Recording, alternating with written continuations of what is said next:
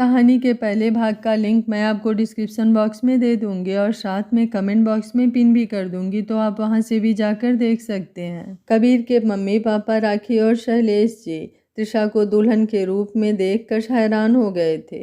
उन्होंने एक साथ हैरानी से कहा, त्रिशा तुम? जैसे ही कबीर और त्रिशा उनके मुँह से त्रिशा का नाम सुनते हैं तो वो दोनों हैरान रह जाते हैं। कबीर हैरानी से उन दोनों से पूछता है, मम्मी पापा आप दोनों त्रिशा को जानते हैं? राखी जी बोली, हाँ, इसके साथ ही तो तुम्हारे रिश्ते की बात चल रही थी, पर अभी तक कोई जवाब आया नहीं था। पर ये सब क्या है, तुम दोनों ने ऐसे शादी क्यों कर ली? कबीर बात को संभालने के लिए झूठ बोलते हुए, वो हम दोनों को नहीं पता था कि आप हम दोनों के ही शादी की बात कर रहे हो, और हम दोनों एक दूसरों को पहले से ही पसंद करते थे और अलग नहीं होना चाहते थे, इसलिए हमने ऐसे जल्दबाजी में शादी कर ली। शैलेश जी बोले, लो कर लो बात, यहाँ हम त्रिशा के हाँ बोलने का इंतजार कर रहे थे और ये दोनों तो हमारी सोच से पहले ही आगे निकले। कहते हुए हंसने लगे। फिर राखी जी की ओर देखते हुए, राखी तुम बहू के गृह प्रवेश की तैयारी करो, क्योंकि शादी जैसे मर्जी से हुई हो पर हमारी पसंद की लड़की ही हमारी बहू बनकर आई है। मैं अभी समधी जी को भी एक खुशखबरी सुना देता हूँ। राखी जी मुस्कुराते हुए बोली, जी बिल्कुल सही कहा आपने, मैं अभी सारी तैयारियां करती हूँ। कबीर और त्रिशा तब तक तुम दोनों बाहर बगीचे में बैठकर इंतजार करो, मैं सारी तैयारियां करने के बाद तुम दोनों को बुला लूँगी। कबीर और त्रिशा हाँ में सिर हिलाकर बगीचे में चले जाते हैं। बगीचे में जाकर त्रिशा अपना सिर पकड़कर बैठ जाती है और कबीर से कहती है, ये सब क्या झोल हो गया, और तुमने झूठ क्यों बोला कि हम पहले से ही एक दूसरे को पसंद करते हैं? कबीर बोला, तो और क्या, सच बोल देता कि ये शादी हमने सिर्फ डील के लिए की है। वो तो अच्छा हुआ कि हमारे रिश्ते की बात चलने के कारण हमें उन्हें कुछ समझाने की ज़रूरत ही नहीं पड़ी और उन्होंने आसानी से तुम्हें अपनी बहू मान लिया। इसके साथ एक फ़ायदा ये भी हो गया कि अब तुम्हें तुम्हारा परिवार भी वापस मिल जाएगा। त्रिशा को भी कबीर की बात सही लगती है, इसलिए वो आगे कुछ नहीं कहती। दोनों के बीच ही गहरी शांति पसर जाती है। उधर रमन के आदमियों से पहले ही रोहित जी को शैलेश जी का फ़ोन आ जाता है। अब चूंकि रोहित जी को सारी सच्चाई पता नहीं थी तो उन्हें समझ नहीं आ रहा था कि वो उन्हें क्या कहेंगे, पर फ़ोन उठाना भी ज़रूरी था तो उन्होंने फ़ोन उठा लिया।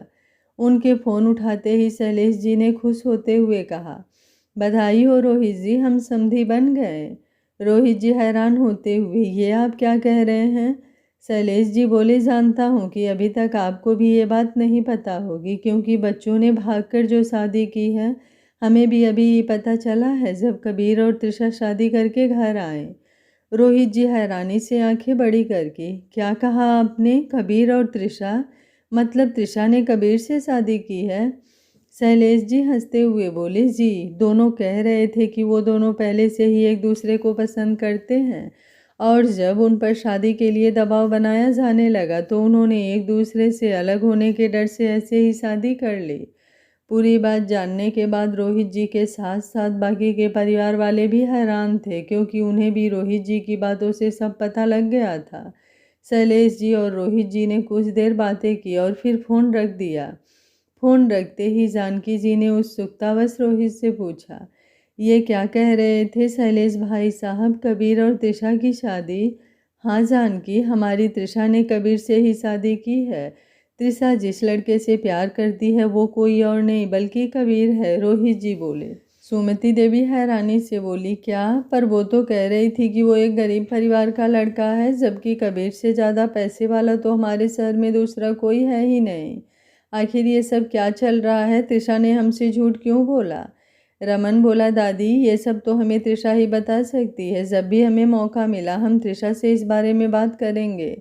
सबके पास इंतजार के अलावा और कोई रास्ता भी नहीं था, पर सबको इस बात की खुशी थी कि त्रिशा ने उसी लड़के से शादी की है जिसे उन्होंने पसंद किया था। उधर त्रिशा के गृह प्रवेश की तैयारी होने के बाद कबीर और त्रिशा को अंदर बुला लिया गया। पहले राखी जी ने उन दोनों की आरती उतारी और फिर त्रिशा का गृह प्रवेश करवाया। उसके बाद राखी जी त्रिशा और कबीर को घर में बने मंदिर में ले गई ताकि नवविवाहित जोड़े का भगवान को आशीर्वाद भी मिल सके। इन सब में रात हो गई थी तो सबने मिलकर खाना खाया और फिर राखी जी त्रिशा को उसके कमरे में छोड़ आई और उसे आराम करने को कहकर वहाँ से चली गईं। कुछ देर बाद कबीर भी अपने कमरे में आया तो तृषा उसे घूरते हुए पूछने लगी, तुम यहाँ क्या कर रहे हो? कबीर बोला, भूलो मत, तुम यहाँ मेरी पत्नी बनकर आई हो और इसलिए हमें एक ही कमरे में रहना होगा। तृषा बोली, पर मैं ऐसे किसी के साथ नहीं रह सकती। कबीर बोला, मुझे भी कोई शौक नहीं है तुम्हारे साथ रहने का, पर हमारे पास और कोई रास्ता भी नहीं है। तृषा बोली, ठीक है, तो फिर तुम जाकर सोफे पर सो जाओ और मैं बेड पर सो जाऊंगी। कबीर बेड पर बैठते हुए, ओ हेलो मैडम, ये मेरा कमरा है तो यहाँ मेरी मर्जी चलेगी, इसलिए मैं सोऊंगा बेड पर और तुम सोओगी सोफे पर। तृषा अपनी कमर पर हाथ रखकर, तुम में शर्म नाम की चीज़ नहीं है क्या, जो तुम एक बेचारी लड़की को सोफे पर सोने के लिए कह रहे हो? कबीर बेड पर लेटते हुए, ना, इस मामले में मैंने सारी शर्म बेच खाई है, और वैसे अगर तुम चाहो तो बेड का एक किनारा खाली ही है तो तुम वहाँ सो सकती हो, बस मेरी तरफ आने की कोशिश मत करना। तृषा उसे घूरते हुए, मुझे भी कोई शौक नहीं है तुम्हारी तरफ आने का, पता नहीं खुद को समझते क्या हो तुम। अभी उन दोनों की बहस चल ही रही थी कि तभी बाहर से किसी ने दरवाज़ा खटखटाया। जब तृषा ने दरवाज़ा खोला तो सामने राखी जी हाथों में कपड़े लिए खड़ी थी। उन कपड़ों को तृषा के हाथों में देते हुए राखी जी उससे बोली, बेटा, जिन परिस्थितियों में तुम्हारी शादी हुई है मैं जानती हूँ कि तुम अपने साथ कपड़े नहीं लाई, तो मैंने अभी के लिए तुम्हारे लिए कुछ कपड़े मंगवा दिए हैं, जिनमें से कुछ नाइट सूट भी है, तो तुम इसे पहन लेना ताकि रात को सोने में दिक्कत ना हो। तृषा नम आँखों से, आपका बहुत बहुत शुक्रिया आंटी, आप सच में बहुत अच्छी हैं। राखी जी उसका सिर सहलाते हुए, बेटा, अब मैं तुम्हारी आंटी नहीं मम्मी हूँ, तो तुम आज से मुझे मम्मी और शैलेश जी को अपना पापा बोलना। चलो अब तुम आराम करो, कल बात करते हैं। तृषा मुस्कुराते हुए बोली, जी ठीक है मम्मी। राखी जी के वहाँ से जाने के बाद तृषा भी अपने कमरे से वापस चली जाती है।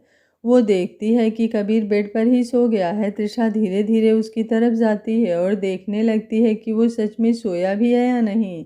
अभी तृषा उसे देख ही रही थी कि कबीर बंद आंखों से ही मुस्कुराते हुए उससे कहता है, माना कि मैं हैंडसम हूँ, पर इसका मतलब ये नहीं कि तुम मुझे ऐसे ही घूरती रहोगी। तृषा झेपते हुए बोली, मुझे कोई शौक नहीं है तुम्हें घूरने का, मैं तो ये देख रही थी कि तुम सच में सो गए हो या बेड पर सोने के लिए नाटक कर रहे हो। और देखो, मेरा अंदाज़ा बिल्कुल सही था कि तुम नाटक ही कर रहे हो। अब चलो जल्दी से उठो और सोफे पर सो जाओ। कबीर आंखें खोलते हुए, मैंने पहले ही कह दिया है कि मैं बेड पर ही सोऊंगा। तृषा बोली, पर मुझे सोफे पर नींद नहीं आती। कबीर अपनी आंखें घुमाते हुए, पर मैंने कब कहा कि तुम सोफे पर सो, बेड बहुत बड़ा है, इसके दूसरे किनारे पर तुम सो सकती हो, क्योंकि मुझे बेड पर घूमने की आदत नहीं है। तृषा गुस्से से, तुमसे तो बहस करना ही बेकार है। तो कबीर बोला, तो मत करो।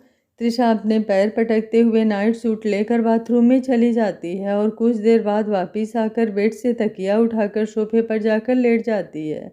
उसे सोफे पर लेटे देख कबीर खुद से ही बड़बड़ाता है, कुछ ज़्यादा ही जिद्दी है ये लड़की। फिर वो लाइट बंद करता है और सो जाता है। तृषा काफ़ी देर तक सोफे पर सोने की कोशिश करती है, पर उसे भी नींद नहीं आती। जब वो कबीर की तरफ देखती है तो वो सो चुका था। तृषा सोफे से उठती है और दबे पांव बेड के दूसरे किनारे पर जाकर लेट जाती है और अपने मन में कहती है, सोफे पर तो मुझे नींद आनी ही नहीं थी, इसलिए बेड पर ही सो जाती हूँ और इस खड़ूस के जागने से पहले ही उठ जाऊंगी।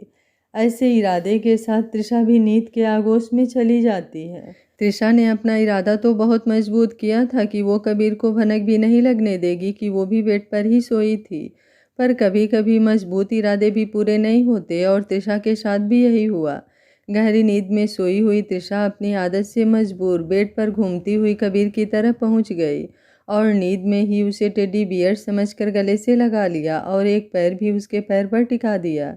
जब कबीर को कोई खुद के करीब महसूस हुआ तो उसने हड़बड़ाकर अपनी आंखें खोली और तृषा को अपने इतने करीब पाकर उसकी दिल की धड़कन बढ़ गई। कुछ देर के लिए कबीर की नज़र तृषा के चेहरे पर ही ठहर गई और वो उससे मुस्कुराते हुए निहारने लगा। पर कुछ ही देर में जब उसे इस बात का एहसास हुआ तो वो अपना ध्यान दूसरी तरफ करके मन में कहने लगा, ये मैं क्या कर रहा था, तृषा को ऐसे क्यों निहार रहा था और ये तो सोफे पर सोई थी ना, तू यहाँ कैसे आई? इस लड़की का भी कुछ नहीं समझ आता है कि कब क्या करती है। फिलहाल तो मुझे यहाँ से उठना पड़ेगा। कबीर ने वहाँ से उठने की कोशिश की, पर तृषा ने अपनी पकड़ उस पर और मजबूत कर दी, जिस कारण कबीर चाहकर भी उठ न सका और उसे पूरी रात ऐसे ही सोना पड़ा। अगले दिन जब तृषा की आंख खुली तो उसने खुद को कबीर के करीब देखा तो वो जल्दी से उठकर बैठ गई और ध्यान से कबीर की तरफ देखा, ये पक्का करने के लिए कि वो अभी भी सो रहा है। जब तृषा को यकीन हो गया कि कबीर सो रहा है तो वो खुद से ही बड़बड़ाने लगी, बच गई तृषा। अगर कबीर की नींद खुल जाती तो पता नहीं वो मेरे बारे में क्या सोचता। कहाँ तो मैं उसे खुद से दूर रहने के लिए कह रही थी और कहाँ मैं खुद उसके करीब आ गई। अब इससे पहले कि इसकी नींद खुले जल्दी से यहाँ से उठ जा। इतना कहते हुए तृषा जल्दी से वहाँ से उठ गई और अपने कपड़े लेकर बाथरूम में चली गई। उधर सोने का नाटक कर रहे कबीर ने भी अपने आंखें खोली और मुस्कुराते हुए खुद से ही बड़बड़ाने लगा, ये लड़की भी ना सच में पागल ही है। जिस तरह से ये जल्दबाजी में उठकर बैठी है उसके बाद भी ये उम्मीद कर रही है कि इसके साथ वाले की नींद ना खुले। अभी तो इसका इस घर में पहला ही दिन है, आगे पता नहीं ये क्या कुछ करेगी। ये सोचते हुए कबीर उठकर बेड पर बैठ गया और तृषा के बाथरूम से बाहर निकलने का इंतज़ार करने लगा ताकि बाद में भी वो नहा सके। तृषा को बाथरूम में गए लगभग 1 घंटा हो गया था पर वो अभी तक बाहर नहीं आई थी। कबीर को ऑफिस जाने में देर हो रही थी। वो उठकर बाथरूम के दरवाजे के पास गया और उसे खड़खड़ाते हुए तृषा से कहने लगा, तृषा तुम कहीं अंदर जाकर सो तो नहीं गई ना? तुम्हें बाथरूम में घुसे 1 घंटा हो गया है, अब तो बाहर आ जाओ, मुझे ऑफिस जाने में देर हो रही है। तृषा गुस्से में बोली, तो तुम जाकर किसी दूसरे बाथरूम में नहा लो, अब इतने बड़े घर में सिर्फ ये एक बाथरूम तो होगा नहीं। कबीर बोला, नहीं मुझे यही नहाना है, तुम जल्दी बाहर आओ। आखिर तुम ऐसा कौन सा ब्यूटी बाथ ले रही हो जो इतना समय लग रहा है? तृषा बोली, देखो मेरा पहले ही दिमाग खराब हो रखा है और तुम इसे और ज़्यादा खराब मत करो। अगर तुम्हें दूसरे बाथरूम में नहीं नहाना तो मेरे बाहर आने तक का इंतज़ार करो। कबीर बोला, पर तुम्हें और कितना समय लगने वाला है? तृषा चिढ़ते हुए बोली, पूरा दिन। कबीर हैरानी से बोला, क्या? पर क्यों? तृषा बोली, जो इतनी बड़ी साड़ी थमाई है मुझे वो मुझे पहनने नहीं आती और जब तक मैं साड़ी बांध नहीं लेती तब तक बाहर आ भी नहीं सकती। कबीर अपना माथा पीटते हुए, अरे तो तुम्हें कहा किसने है कि साड़ी ही पहनो, कुछ और भी तो पहन सकती हो ना? तृषा चिढ़ते हुए बोली, मुझे भी कोई शौक नहीं है ये इतना बड़ा थान लपेटने का। वो तो मम्मी ने कल रात मुझे सिर्फ ये साड़ी और नाइट सूट ही दिए हैं, तो कल तुम मम्मी को बता भी तो सकती थी ना कि तुम्हें साड़ी पहनने नहीं आती। कबीर बोला। तृषा बोली, हाँ ताकि पहले ही दिन मेरी इज्जत का कचरा हो जाता है ना? कबीर बोला, हद है, इसमें इज्जत का कचरा कहाँ से होना था? ज़रूरी तो नहीं ना कि हर लड़की को साड़ी पहननी आती ही हो। तृषा बोली, देखो मेरा पहले ही दिमाग खराब है तो तुम अभी मुझे ज्ञान मत दो और जाओ यहाँ से। कबीर बोला, जाना ही पड़ेगा क्योंकि तुम्हारे भरोसे तो आज क्या, मुझे लगता है मेरी सारी ज़िंदगी भी यहीं खड़े रहकर गुजर जाएगी। रुको मैं मॉम को भेजता हूँ, वो तुम्हें साड़ी पहना देंगी। उससे पहले कि तृषा उससे कुछ कहती वो वहाँ से नीचे हॉल में चला गया जहाँ उसके मम्मी पापा बैठे थे। कबीर को अभी तक तैयार ना हुआ देखकर शैलेश जी ने उससे पूछा, क्या बात है बरखुरदार, शादी होते ही ऑफिस को अलविदा कह दिया क्या? कबीर परेशान होते हुए बोला, कहाँ पापा, पर आपकी बहू के होते हुए मुझे नहीं लगता कि मैं आज ऑफिस जा पाऊँगा, इसलिए मैं मम्मी की मदद लेने आया हूँ। राखी जी बोली, क्या हुआ कबीर? कबीर बोला, मम्मी वो तृषा पिछले 1.5 घंटे से बाथरूम में है और बाहर निकलने का नाम ही नहीं ले रही है। राखी जी परेशान होते हुए, क्यों, क्या हो गया है? उसकी तबीयत तो ठीक है ना? हाँ माँ उसकी तबीयत ठीक है, पर आपने कल उसे जो साड़ियाँ दी थी वो उसे बांधनी नहीं आती और इसलिए वो कब से खुद को बाथरूम में ही बंद करके बैठी है। माँ प्लीज़ आप उसकी मदद कर दीजिए ना, वरना उसका पूरा दिन आज वहीं बीतेगा। राखी जी हंसते हुए बोली, अच्छा तो ये बात है, तुम चिंता मत करो, मैं जाती हूँ उसकी मदद करने। इतना कहकर राखी जी उठकर तृषा के पास चली जाती हैं। वो अभी भी बाथरूम में ही थी तो राखी जी ने बाथरूम का दरवाज़ा खटखटाते हुए कहा, बेटा दरवाज़ा खोलो, मैं तुम्हारी मदद कर देती हूँ। राखी जी की बात सुनकर तृषा को थोड़ा अजीब तो लग रहा था पर उसके पास और कोई रास्ता भी नहीं था, इसलिए उसने दरवाज़ा खोल दिया। जब राखी जी ने तृषा को देखा तो वो अपनी हंसी को रोक नहीं पाई, क्योंकि तृषा ने पूरी साड़ी को बस ऐसे ही गोल गोल लपेट रखा था। राखी जी ने किसी तरह अपनी हंसी रोकी और तृषा को सही से साड़ी पहनाई और उसे तैयार होने को कहकर नीचे चली गई। उनके साथ ही तृषा ने अपना श्रृंगार किया। इतने में ही कबीर भी वहां आ गया। जैसे ही कबीर ने तृषा को साड़ी में और श्रृंगार किए हुए देखा तो वो बस उसे अपलक निहारता ही रह गया। जब तृषा की नज़र कबीर पर गई तो वो उसके पास आते आते ही उससे कहने लगी, क्या हुआ, ऐसे क्यों घूर रहे हो, अच्छी नहीं लग रही क्या? तृषा की आवाज़ सुनकर कबीर की तंद्रा भंग हुई और वो झेप गया। इससे पहले कि वो कोई जवाब देता, हमारी तृषा मैडम का पैर साड़ी में अटक गया और इससे पहले कि वो नीचे गिरती, कबीर ने उसे अपनी बाहों में थाम लिया। तृषा के करीब आते ही पता नहीं क्यों कबीर के दिल की धड़कनें बढ़ने लगती थीं। जब से कबीर ने उसे पहली बार देखा था तब से ही उसे उसके लिए एक अलग ही एहसास हुआ था। शायद इसलिए ही उसने उस वेटर को भी काम से निकलवा दिया था जिसने तृषा के जूस में शराब मिलाई थी। कबीर तो अपना दिल तृषा के पास हारता ही जा रहा था, पर तृषा को तो अमित से धोखा खाने के बाद जैसे एहसास ही मर गए थे। इसलिए जब कबीर ने तृषा को गिरने से बचाया तो वो बिना किसी भाव के सीधी खड़ी हो गई और उसे धन्यवाद कहकर नीचे चली गई। कबीर भी उसके मन की मनोदशा समझ सकता था, इसलिए उसने भी उससे कुछ नहीं कहा और खुद भी तैयार होकर नीचे चला गया। जब कबीर नीचे गया तो उसके कानों में राखी जी की आवाज़ पड़ी, जो तृषा से कह रही थी, बेटा आज तुम्हारी पहली रसोई है तो आज का खाना तुम बनाओगी, तुम्हें खाना बनाना आता तो है ना?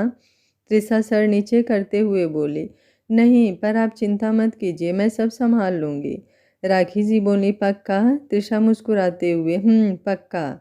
कबीर अपने मन में, अब पता नहीं ये रसोई में कौन सी कुश्ती लड़ेगी, जब इसे खाना बनाना आता ही नहीं है तो क्या ज़रूरत थी बोलने की कि मैं सब संभाल लूँगी। लगता है आज तो व्रत ही रहना पड़ेगा। कबीर ये सब सोच ही रहा था कि तब तक तृषा रसोई में चली गई। राखी जी ने घर में काम करने वाली कांता को भी उसकी मदद करने के लिए रसोई में भेज दिया, पर तृषा ने उसे भी बाहर भेज दिया। रसोई में जाने के बाद तृषा खुद से ही बड़बड़ाने लगी, मैंने बोल तो दिया कि मैं खाना बना लूँगी, पर मुझे तो कुछ भी बनाना नहीं आता, अब मैं क्या करूँ? हाँ, पर यूट्यूब का ज़माना है तो उसकी मदद से ही कुछ बना लेती हूँ। ये सोचकर तृषा यूट्यूब पर अलग अलग व्यंजनों की सूची निकालती है और उसे बनाने लग जाती है। पर जिस लड़की ने कभी रसोई में कदम ही ना रखा हो, भला उसकी यूट्यूब भी क्या ही मदद करे। तृषा को तो उनके द्वारा बताए जा रहे मसालों और बाकी की सामग्री के नाम भी समझ नहीं आ रहे थे। बस वीडियो को देखते हुए जिस सामग्री की शक्ल उसके पास मौजूद चीज़ों से मिलती वही उठाकर डाल देती। जैसे तैसे करके उसने सब्जी और पूरियाँ बनाई और अब बारी थी मीठे की, तो उसने सोचा कि क्यों ना मीठे में हलवा ही बना लो। ये सोचते हुए उसने यूट्यूब से हलवे की वीडियो निकाली और हलवा बनाने लग गई। लगभग 1 घंटे की मशक्क़त के बाद उसने सब कुछ बनाया और फिर धीरे धीरे सारा सामान लेकर बाहर डाइनिंग टेबल पर चली गई और सबको खाने के लिए बुला लिया। खाने से पहले तो सबकी नज़र तृषा पर गई। साड़ी का पल्लू एक तरफ कमर में डाले, बालों का जूड़ा बनाए और गालों पर लगा आटा उसे कुछ ज़्यादा ही काम काज करने वाली लड़की दिखा रहे थे। जब तृषा ने सबको खुद की तरफ ऐसे देखते हुए पाया तो उसने कबीर से इशारे में इसकी वजह पूछी। कबीर ने भी इशारे से ही उसे सब समझा दिया, तो उसने जल्दी से अपना हुलिया ठीक किया और सबको खाना खाने के लिए बैठने को कहा। सबके बैठने के बाद तृषा ने सबको खाना परोसा, आलू की सब्जी के साथ पूरियाँ और साथ में हलवा। तृषा की पूरियाँ गोल होने की जगह अलग अलग नक्शों के जैसी बनी थी, पर किसी ने उससे कुछ नहीं कहा क्योंकि उसने पहले ही कह दिया था कि उसे खाना बनाना नहीं आता। पर फिर भी उसने दिल से ये सब बनाया था। उसकी बनाई पूरियाँ नक्शे के साथ साथ कहीं से जली तो कहीं से कच्ची पड़ी थीं। फिर भी सबने चुपचाप अपना पहला निवाला खाया और उसे खाते ही सबकी आंखें खुली की खुली रह गईं। सबकी ऐसी प्रतिक्रिया देखकर तृषा ने धीरे से सबसे पूछा, क्या हुआ, खाना अच्छा नहीं बना क्या? कबीर हंसते हुए, बाकी सब तो ठीक है, पर मैंने पहली बार नमक की जगह चीनी वाली आलू की सब्जी खाई है। कबीर की बात सुनकर तृषा खुद थोड़ी सी सब्जी चख कर देखती है और उसका इतना बेकार स्वाद होने के कारण बुरा सा मुँह बना लेती है और इसके लिए सबसे माफ़ी मांगकर सबको हलवा खाने के लिए कहती है। हलवा खाने के बाद भी सबकी ऐसी ही प्रतिक्रिया होती है, तो वो खुद ही थोड़ा सा हलवा चख कर देखती है और उसमें चीनी की जगह नमक पाकर बिल्कुल भी हताश हो जाती है और सबसे माफ़ी मांगती है। तभी राखी जी उससे कहती हैं, तुम्हें माफ़ी मांगने की ज़रूरत नहीं है बेटा, तुमने तो पहले ही बता दिया था कि तुम्हें खाना बनाना नहीं आता, पर मेरे कारण आप सबको ऐसे भूखा रहना पड़ा और अब जब मैंने खाना बनाया तो वो भी इतना बेकार कि कोई खा भी ना पाए। तृषा बोली। शैलेश जी बोले, कोई बात नहीं बेटा, ऐसा हो जाता है, तुम आराम से बैठो, कांता खाना बना कर ले आएगी। तृषा उनकी बात सुनकर चुपचाप बैठ जाती है और राखी जी कांता को खाना बनाने के लिए कह देती हैं। कांता जल्दी से सबके लिए ब्रेड बटर और जूस बना देती है। नाश्ता करने के बाद राखी जी तृषा से कहती हैं, बेटा सबसे पहले तुम बाजार जाकर अपने लिए अपनी पसंद के कपड़े खरीद लाओ ताकि तुम्हें साड़ी के झंझट में ना पड़ना पड़े। और हाँ, अब कबीर का कमरा तुम्हारा भी है तो उसमें भी अपनी मर्जी से बदलाव कर सकती हो। राखी जी की बात सुनकर तृषा खुश हो जाती है और हाँ में अपना सिर हिला देती है। इसके बाद कबीर और शैलेश जी भी अपने ऑफिस के लिए निकल जाते हैं और तृषा भी कुछ देर बाद बाजार के लिए निकल जाती है। अपनी खरीदारी खत्म करने के बाद तृषा घर वापस आ जाती है और वापस आते ही सबसे पहले अपने कमरे को अपने अनुसार सजाती है। सारा काम खत्म करने के बाद वो आराम करने लगती है और उसे नींद आ जाती है। शाम को उसकी नींद कबीर की चीख सुनकर खुलती है। कबीर की आवाज़ सुनकर तृषा हड़बड़ाकर उठ जाती है। वो इतनी ज़ोर से चिल्लाता है कि उसके मम्मी पापा भी वहाँ आ जाते हैं और उसके इस तरह चिल्लाने का कारण पूछते हैं तो कबीर अपने कमरे की दीवारों को चारों तरफ हाथ घुमाते हुए कहता है, ये सब क्या है? मेरे कमरों को ये कार्टून की दुकान किसने बना दिया? कबीर की बात सुनकर उसके मम्मी पापा भी दीवार पर नज़र डालते हैं तो हर तरफ अलग अलग कार्टून की तस्वीरें देखकर हंसने लग जाते हैं। कबीर उन्हें इस तरह से हंसते हुए देखकर घूरकर कहता है, मेरे कमरे की ऐसी बुरी हालत पर आप दोनों हंस कैसे सकते हैं? ये सब किया किसने है? तृषा धीमी आवाज़ में बोली, मैंने। कबीर चिढ़ते हुए, हाँ, मैं ये कैसे भूल गया कि इतना बेहुदा काम तुम ही कर सकती हो। अब ये भी बता दो कि ये सब तुमने किया क्यों है? वो मुझे कार्टून बहुत पसंद है। मेरे घर में भी मैंने अपने कमरे में ऐसे ही कार्टून की तस्वीरें लगा रखी थी और आज जब मम्मी ने कहा कि मैं इस कमरे को भी अपने अनुसार बदल सकती हूँ तो मैंने इसे भी अपने कमरे की तरह बना लिया। कबीर झल्लाते हुए बोला, तृषा अब तुम बच्ची नहीं रही, शादी हो गई है तुम्हारी, तो उनके जैसे व्यवहार करना भी सीख लो और हटाओ सब यहाँ से। शैलेश जी कबीर को डांटते हुए, कबीर ये क्या तरीका है बात करने का? अगर उसने ऐसा कर भी दिया तो कौन सी बड़ी बात हो गई? वो अपना घर परिवार यहाँ सिर्फ तुम्हारे लिए ही तो छोड़कर आई है और ऐसे में अगर उसने अपनी मर्जी से इस कमरे में फेरबदल कर भी ली तो कौन सी आफत आ गई? राखी जी बोले, तुम्हारे पापा बिल्कुल ठीक कह रहे हैं कबीर, ये कमरा अब जितना तुम्हारा है उतना ही तृषा का भी है, तो ये जैसे चाहे इसमें फेरबदल कर सकती है, तो अब बेवजह ऐसे चिल्लाना मत। इतना कहकर वो दोनों वहाँ से चले जाते हैं।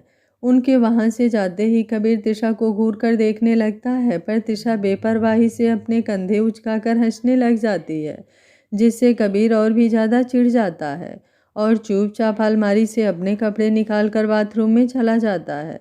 कुछ देर बाद सब रात के खाने के लिए इकट्ठा होते हैं। खाना खाने के बाद शैलेश जी सबसे कहते हैं, अब चूंकि कबीर और तृषा की शादी यूं ही अचानक हो गई है तो हमें किसी को कुछ बताने का मौका ही नहीं मिला, इसलिए मैंने सोचा है कि हम एक पार्टी रखते हैं जिसमें हम तृषा का परिचय हमारी बहू के रूप में करवा सकें। राखी जी उनका समर्थन करते हुए, ये तो आपने बिल्कुल सही सोचा है। क्यों कबीर और तृषा, तुम दोनों क्या कहते हो? कबीर और तृषा एक साथ बोले, जैसा आपको ठीक लगे। शैलेश जी बोले, तो ठीक है, फिर आने वाले बुधवार यानी कि 5 दिन बाद ये पार्टी होगी तो सारी तैयारियां कर लीजिए। कबीर बोला, पर पापा इतनी जल्दी सब कैसे होगा? शैलेश जी बोले, सब हो जाएगा और हमने करना भी क्या है, सारा बंदोबस्त तो पार्टी के प्रबंधक ने ही करना है। सबको शैलेश जी की बात सही लगती है और सब अपना समर्थन दे देते हैं। अगले दिन से सबको न्योता देना शुरू कर दिया जाता है। तृषा के परिवार वालों को भी इस पार्टी में बुलाया गया। देखते ही देखते कब पार्टी वाला दिन आ गया पता ही नहीं चला। ये पार्टी कबीर और तिशा के लिए रखी गई थी, तो उनको सबसे हटकर तैयार होने के लिए कहा गया। कबीर ने शाही घराने के जैसे दिखने के लिए रॉयल ब्लू रंग का 3 पीस सूट पहना था और त्रिशा ने गोल्डन ब्राउन रंग की रेडीमेड साड़ी पहनी थी। भले ही राखी जी ने उसे साड़ी पहनने के लिए मना कर दिया था, पर उस घर की बहू होने के नाते उसने अपने फ़र्ज को समझते हुए उस दिन बाजार से रेडीमेड साड़ियाँ भी खरीद ली थी, जिनमें सब कुछ पहले से ही सेट किया होता है। त्रिशा के परिवार वाले भी समय से पहुंच चुके थे। कुछ ही देर में पार्टी शुरू हुई और कबीर और त्रिशा को जब बुलाने की बारी आई तो बाकी की सारी लाइट्स बंद हो गई और एक स्पॉट लाइट जाकर कबीर और त्रिशा पर पड़ी। दुनिया को दिखाने के लिए दोनों एक अच्छे पति पत्नी की तरह एक दूसरे का हाथ थामे मुस्कुराते हुए आगे बढ़ रहे थे। उन दोनों की जोड़ी इतनी अच्छी लग रही थी कि सब बिना पलके झपकाए उन दोनों को ही देख रहे थे। त्रिशा के परिवार वाले भी त्रिशा को खुश देखकर काफ़ी खुश थे। कबीर और त्रिशा के स्टेज पर आने के बाद सबने बारी बारी से उनको बधाई दी। वैसे तो पहले सब ये बात जानना चाहते थे कि कबीर ने ऐसे अचानक शादी क्यों कर ली, पर उन दोनों को साथ देखकर सब लोग ये सब भूल ही गए और पार्टी का लुत्फ़ उठाने लगे। सबके कहने पर कबीर और त्रिशा ने तुझ में रब दिखता है गाने पर कपल डांस किया। कबीर तो त्रिशा के साथ डांस करते करते जैसे उसमें खो ही गया था। वो त्रिशा के लिए जो महसूस करने लगा था वो सब उसे त्रिशा की आंखों में कभी नज़र ही नहीं आया। अब कबीर का दिल हर पल बस त्रिशा के पास रहने को ही करता था, पर उसे ये भी पता था कि जब तक त्रिशा का बदला पूरा नहीं हो जाता तब तक वो चाह कर भी त्रिशा के दिल में खुद के लिए जगह नहीं बना पाएगा और उसके बाद भी शायद त्रिशा इस शादी को ख़त्म करके उससे दूर चली जाएगी। त्रिशा को खोने के डर से ही वो अब सिहर उठता था। उसे खुद पता नहीं चला कि कब वो त्रिशा से इतना प्यार कर बैठा कि उसके लिए त्रिशा के बिना रहना भी मुश्किल होने लगा। इन्हीं सब ख्यालों में खोए हुए ही उनका डांस पूरा हो गया और तालियों की गड़गड़ाहट के साथ कबीर अपने ख्यालों से बाहर आया। कुछ देर में पार्टी खत्म हो गई और त्रिशा के परिवार वालों को छोड़कर बाकी सब अपने अपने घर चले गए। राखी जी के कहने पर त्रिशा अपने परिवार वालों को अपने कमरे में ले गई। उनके कमरे में कार्टून की तस्वीरें देखकर जानकी जी ने अपना माथा पीटते हुए कहा, त्रिशा, तुमने इस कमरे को भी कार्टून की दुकान ही बना दिया। अब तो तुम्हारी शादी भी हो गई है, तो अब तो ये सब छोड़ दे। त्रिशा बोली, क्या माँ, इतने समय बाद मिली हो और फिर भी डांट रही हो? और वैसे भी किसी को भी यहाँ इस बात से कोई ऐतराज़ नहीं है। पहले कबीर को ये सब पसंद नहीं था, पर अब उन्हें भी इनकी आदत हो गई है। रोहित जी उसका सिर सहलाते हुए, सच में हमारी बेटी बहुत खुशनसीब है जो उसे इतना प्यार करने वाला पति और ससुराल मिला। सुमति देवी अपनी आंखें सिकोड़ते हुए, पर मुझे एक बात समझ में नहीं आई कि तूने हमसे ये क्यों कहा था कि वो लड़का गरीब परिवार से है। त्रिशा सफाई से झूठ बोलते हुए, क्योंकि मैं ये जानना चाहती थी कि इस बात पर आप क्या प्रतिक्रिया देती हैं, और देखिए आपने तो मुझे घर से ही निकाल दिया। सुमति देवी उसका सिर सहलाते हुए, बेटा, बात अमीर गरीब की नहीं है, अच्छे बुरे की है। मैंने वो सब इसलिए किया क्योंकि मुझे ये बात पक्की करनी थी कि वो लड़का सच में तुझसे प्यार करता है या तेरे पैसों से। त्रिशा अपने आंसू संभालते हुए, और जब मैं घर वापस आना चाहती थी तब आपने मुझे घर वापस क्यों नहीं आने दिया? सुमति देवी बोली, क्योंकि मैं चाहती थी कि तू इस बात से अच्छे से सबक ले और भविष्य में दोबारा ऐसे ही बिना सोचे समझे कोई कदम ना उठाए। रमन बोला, हाँ त्रिशा, दादी बिल्कुल ठीक कह रही हैं। भले ही उन्होंने तुम्हें घर से निकाल दिया था, पर हमें तेरे से संबंधित हर बात के बारे में पता था। सारी सच्चाई जानने के बाद त्रिशा के आंसू छलक ही गए और उसने कसकर सुमति जी को गले लगा लिया। दरवाजे पर खड़ा कबीर ये सब देख रहा था और त्रिशा के अपने परिवार के साथ खत्म हुए मतभेद को देखकर काफ़ी खुश था।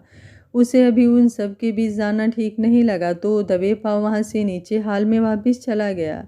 कुछ देर बातें करने के बाद त्रिशा के परिवार वाले भी सबसे विदा लेकर वापस चले गए। रात को जब कबीर और त्रिशा सोने के लिए अपने कमरे में गए तो त्रिशा ने कबीर का हाथ पकड़कर उससे कहा, तुम्हारा बहुत बहुत धन्यवाद कबीर, जो तुम मेरी ज़िंदगी में आए। अगर तुम ना होते तो शायद मैं कभी भी अपने परिवार के बीच के मतभेद को दूर नहीं कर पाती। कबीर उसे हंसाने की कोशिश करते हुए, क्या बात है मैडम, आज तो बड़ा मेरे करीब आया जा रहा है, कहीं तुम्हें मुझसे प्यार तो नहीं हो गया ना, कहते हुए हंसने लगा। त्रिशा उसका हाथ छोड़कर उसे घूरते हुए, तुम ना कभी नहीं सुधर सकते, ऐसा कुछ भी नहीं है और ना ही मुझे किसी से प्यार हो सकता है, क्योंकि इस दिल में सिवाय उस अमित की बर्बादी के और कुछ भी नहीं है।